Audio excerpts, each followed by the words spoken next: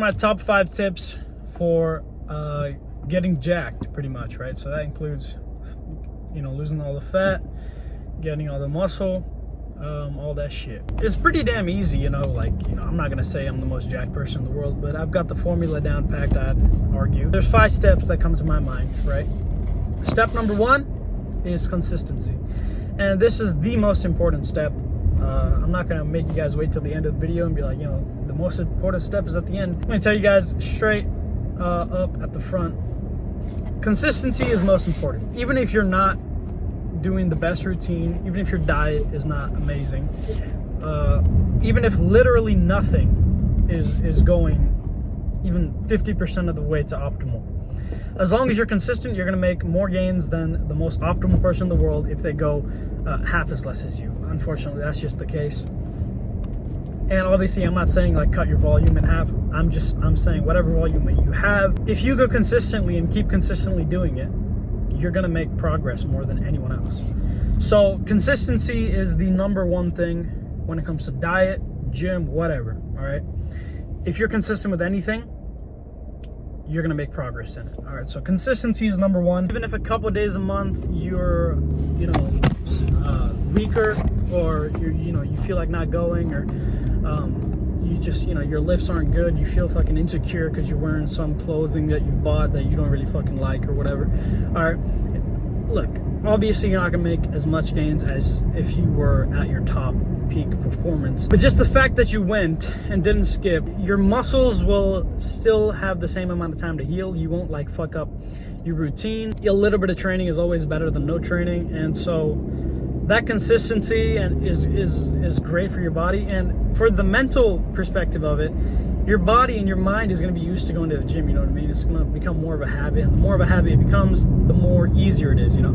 Eventually it turns into a hobby. Now, in my experience, it goes from hobby to habit to chore sometimes, but that's the whole point, right? Discipline, consistency, you got to keep doing it. And yeah, the point is, the more consistent you are, the better chance you'll have at God, dude. Oh, fucking almost crashed. So the point is, the more consistent you are, the better chance you'll have at succeeding, right? Getting jacked. Number 2, training with progressive overload. All right, so let's say you have a routine. You know, if you're not a retard, you'll look it up and you'll probably find a simple routine like push-pull legs, right? And by the way, you got to look this stuff up. It's not just going to come to you, you know, it's just like you got to look up and actually do your research, right? Let's say you find push-pull legs or whatever split you find. The weight, the reps, whatever you want, right? You can choose either one or you can choose both. It's got to eventually over time slowly go up, right? So let's say you're doing bench press. Dude almost just crashed into me. And you can do a solid 8 reps of 50 pounds, all right? The next day you get in there, try to get 9 reps.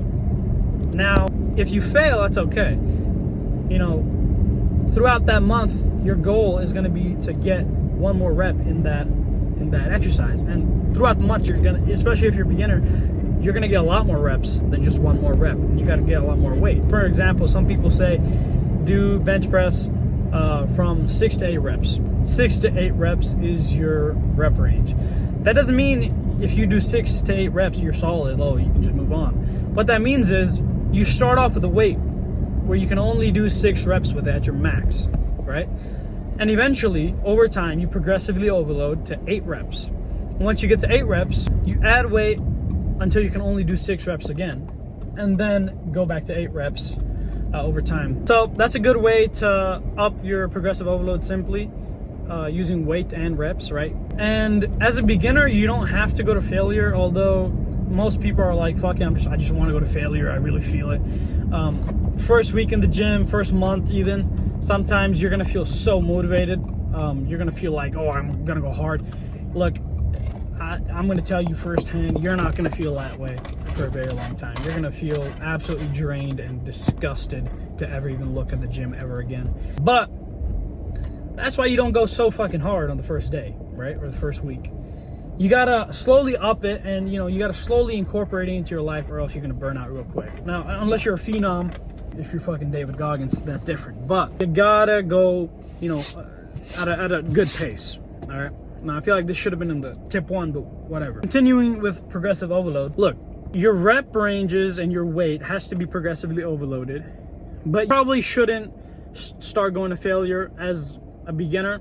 Like a solid 6 months, then you can maybe start going to failure on your last set if you're doing 3 sets of an exercise, and then slowly up it from there, because truth be told, your body is just not ready to go to failure like that and grow from it, unless you're getting a substantial amount of rest, which with push-pull legs and these simple routines, you're just not going to be getting. You don't want to go to failure all the time, all right? When your body's more used to going to failure, or your body's more used to being pushed, then it needs to go to failure in order to grow more muscle, right? In order to activate enough motor units in your muscles to promote them to grow.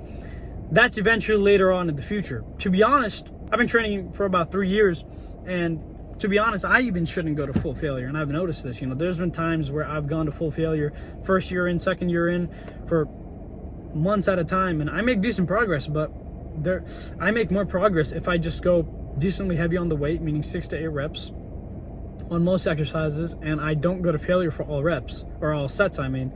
I go to failure possibly for the last set.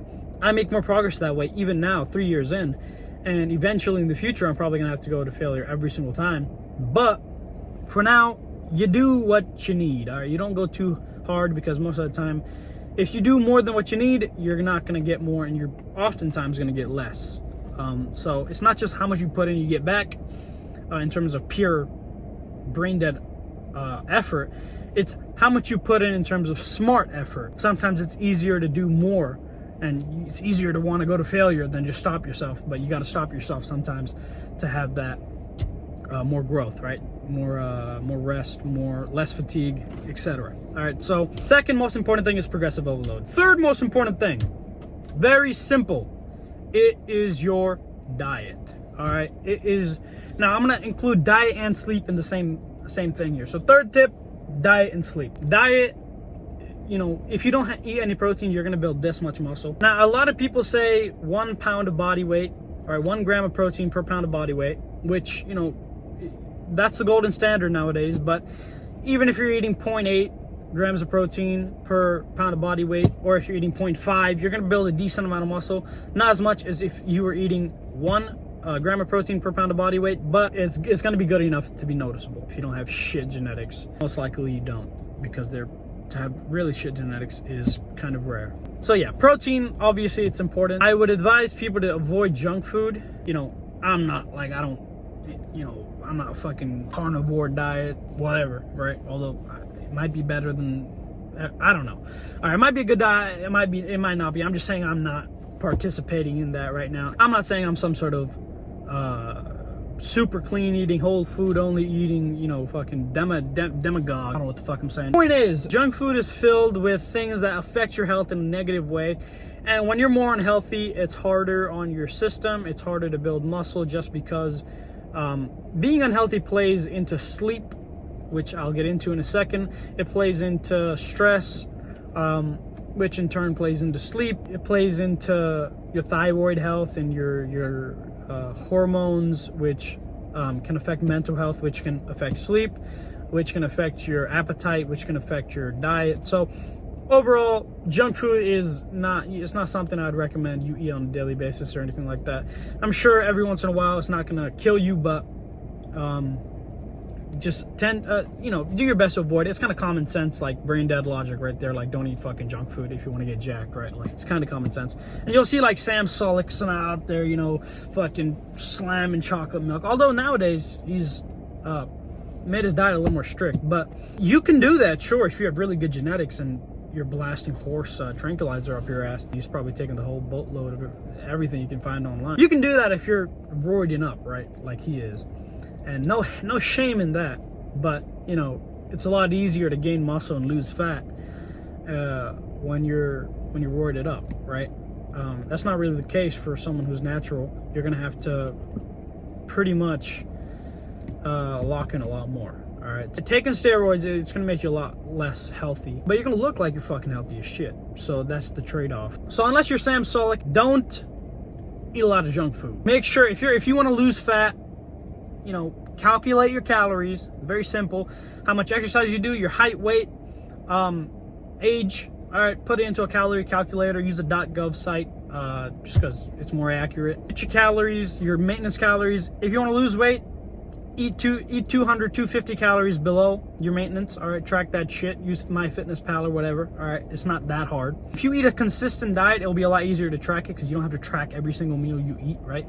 You've already tracked it before, so you know what it is, and so you don't have to worry about that. But if you eat different meals, scan the QR code and you can track that. Right? Eat 250 below your maintenance if you want to lose weight. If you want to lose weight at a kind of unhealthy level, super fast level, and you're really fat, eat 500 below. All right.